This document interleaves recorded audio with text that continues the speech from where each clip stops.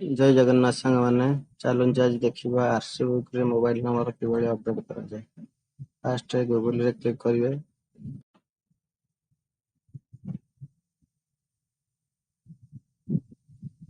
तापर सर्च करंतु परिवहन सारथी। फास्ट ऑप्शन आसीजिवो परिवहन.gov.in क्लिक करंतु। परिवहन ऑफिशियल वेबसाइट खोली जाइए। तापर आपण ऑनलाइन सर्विस क्लिक करंतु। ता तळकू व्हीकल रेंटल सर्विस क्लिक करंतु।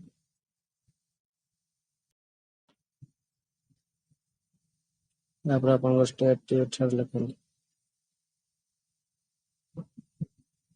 तापर आपण आरटीओ ऑफिस सिलेक्ट करंतु। तापर आई एसेट बॉक्स रे क्लिक करी प्रोसीड रे क्लिक करंतु।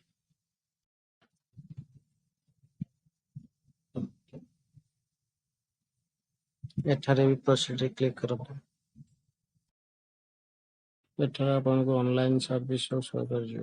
First option home, second option service. ये सर्विस पर क्लिक करंतु। ଏବେ ତଳକୁ ଅଛି ଆଡିशନାଲ सर्विस। तापर अपडेट मोबाइल नंबर क्लिक करंतु। यस प्रोसीड क्लिक करंतु। तापर आपनको व्हीकल रजिस्ट्रेशन नंबर गाड़ी नंबर एठार लिखंतु। तापर 33 number engine number registration date तार fitness valid date last date एठार लिखंतु। लिखि सारिबा पर शो डिटेल्स रे क्लिक करिवे।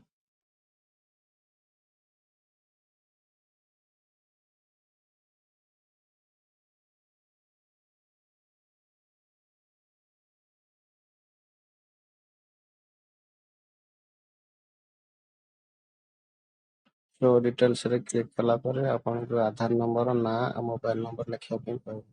जो नंबर टी आधार कार्ड रे अछि सेही नंबर टी आरसी बुक रे रहइबो। ये सब लिखि सारिया पर आई एग्री बॉक्स रे टिक करी वेरीफाई बटन रे क्लिक करिवे।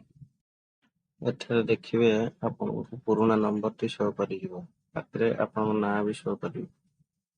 तापरे अपडेट मोबाइल नंबर क्लिक करिवे। देखंतु आपनकर एठा मोबाइल अपडेट सक्सेसफुल मेसेज आसी जाइछि। तापर ऊपर क्लिक करिवे। एबे चलंतु देखिबा आपनकर आरसी मोबाइल नंबर टी अपडेट हेला कि ना। एठारे गाड़ी नंबर लिखि आई एक्सेप्ट बॉक्स क्लिक करी प्रोसीड रे क्लिक करंतु।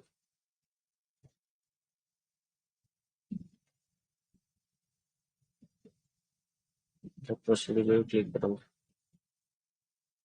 तापर आपनकर ऑनलाइन सर्विस पोर्टल खोलि आपन सर्विस रे क्लिक करंतु। सर्विस से एडिशनल सर्विस रे क्लिक करंतु। आपन शो कर नो योर व्हीकल डिटेल्स।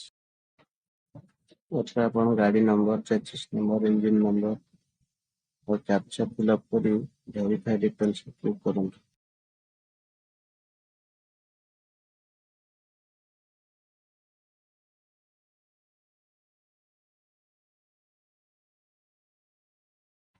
एठारे आपनको शो हो जाय देखंतु आपनको मोबाइल नंबर टी जो नंबर टी आपन अपडेट करथिले नो नंबर टी से नंबर टी शो करता। आप जनरेट तो ओटीपी क्लिक करंतु।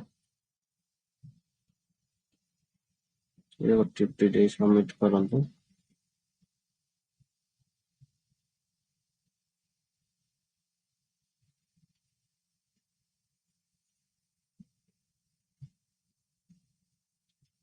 एबे आपनकर फुल आरसी रिपोर्ट एठारे आपनको शो कर जिवो। याको आपन प्रिंट करी पाखे रखि परिबे फ्यूचर रेफरेंस पाई।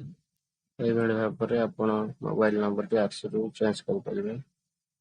जदि आपनकर किछि डाउट अछि ताले मते कमेंट माध्यम रे जाना परिबे। मु आपनकर कमेंट रे आंसर देबी। रहले संग माने देखा हबो नेक्स्ट वीडियो।